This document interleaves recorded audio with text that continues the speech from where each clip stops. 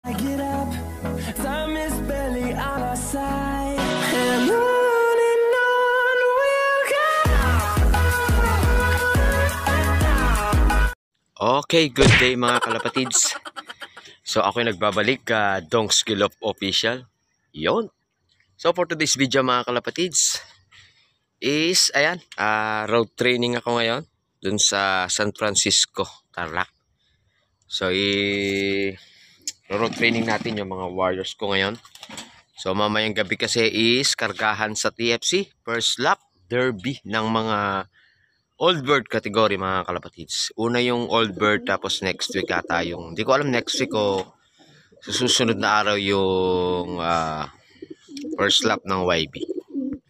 Yun. At yun mga kalapatids, ano ko na to, ibabasket ko na ngayon. So road training kami ngayong araw. So lahat siya, isasabay ko yan. Ayan. Sama si Chun-Li syempre, ayan. Yung warrior natin na si 313. So ayun, nagbabiyahe na, nakasakay na ng barko. Pupunta ng Calbayog. So abangan natin yun mga kalapatids. Okay, ibabalat ko muna yung mga warrior ko na to.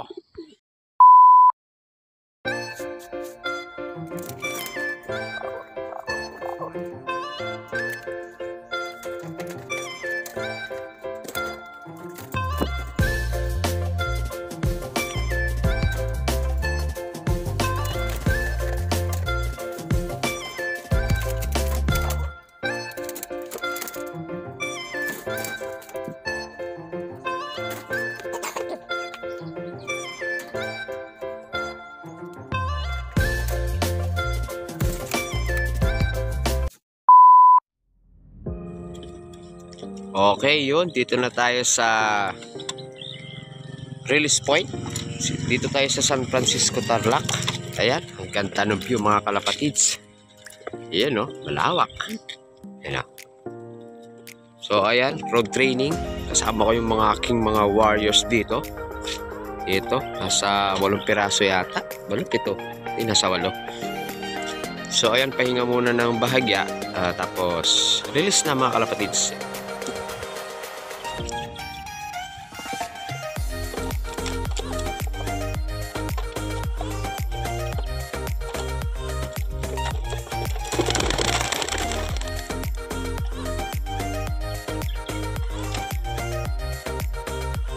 Okay, yun.